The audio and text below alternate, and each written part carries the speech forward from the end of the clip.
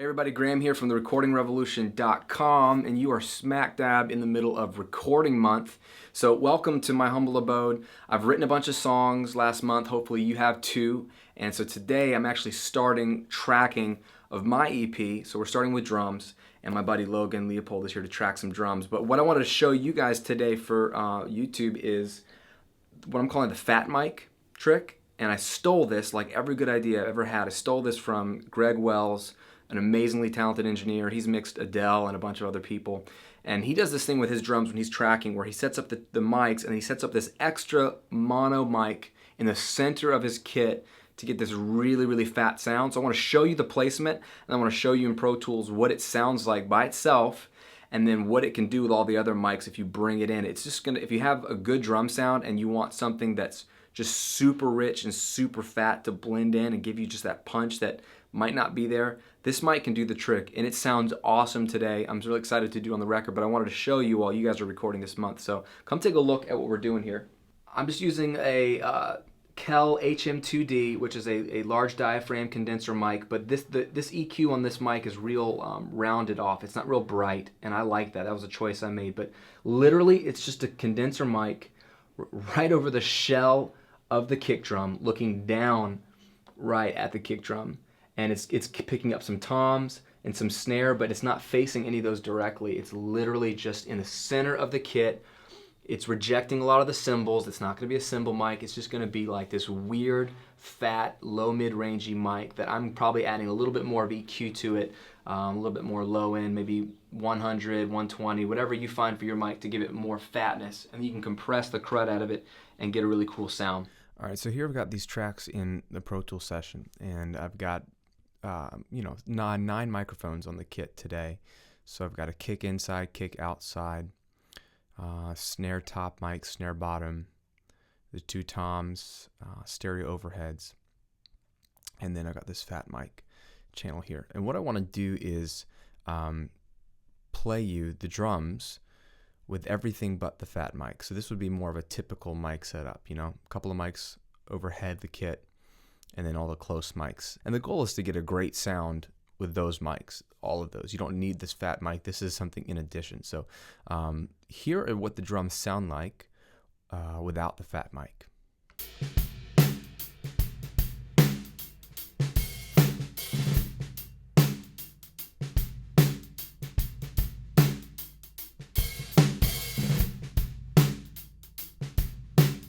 Okay, we got a real nice sound that day, punchy kick, fat snare, everything sounds great. But the fat mic that's hovering over the kick drum shell, like I just showed you, this is what it adds. I'm going to press play again, and then I'm going to bring in this fat mic, and you'll hear what it's doing to it.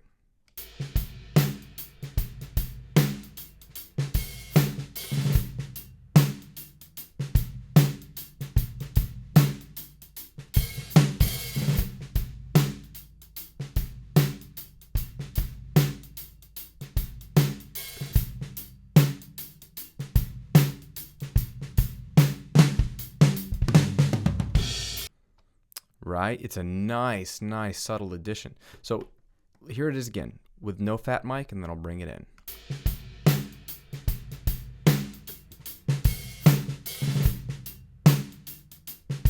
Take it away.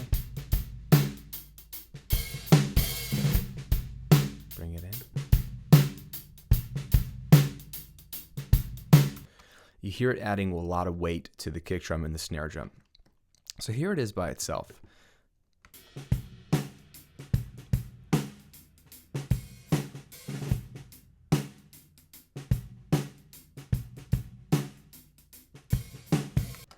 It's very interesting. It's like a mono overhead, but it's very kick and snare centric because it's really low. So it's under the cymbals, so it's not going to get a ton of cymbals.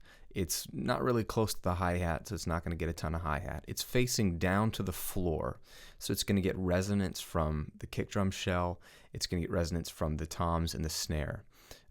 It's just a very weird place to put it. Now, what I did is I tried to use a microphone that's not very bright.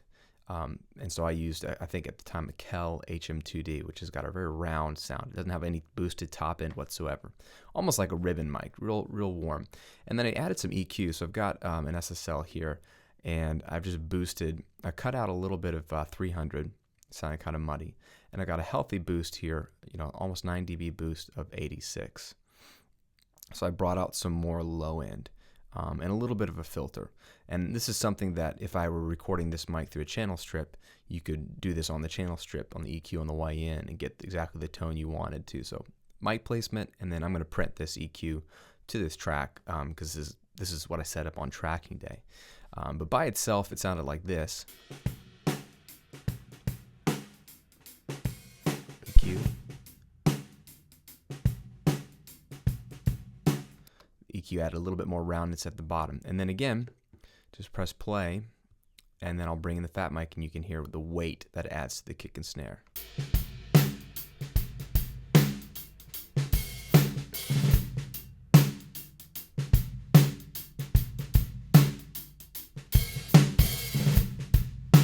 Take it away.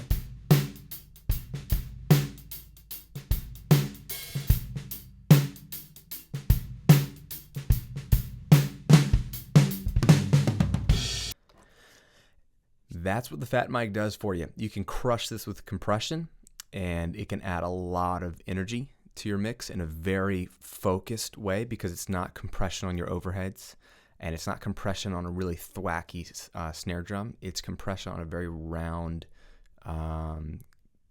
low-end, boosty kind of kick snare sound. So it adds a totally different dynamic on a separate track that you can then blend to taste with your other microphones and get a balance that you like. And this was a desirable move for me on this recording project because I wanted very fat, very warm, very vibey drums. It definitely adds more low end than you might need. So it's not for all drums, but it's a great little thing to try that I think just adds a lot of power and weight to the drums, where I've had so many drum tracks that sound okay, but they just sound too clean and not a lot of just girth and oomph. And the Fat Mic is a great way to get that. So give it a shot.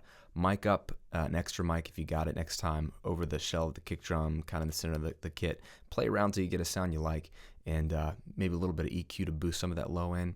Stick it in there, mix it in with the rest of the mics, and you can get a nice, fat, round sound. Hope that helps. Again, Graham from therecordingrevolution.com. Go record some great tracks this month. Got more tips, tricks, and tutorials coming your way. We'll see you in another video soon.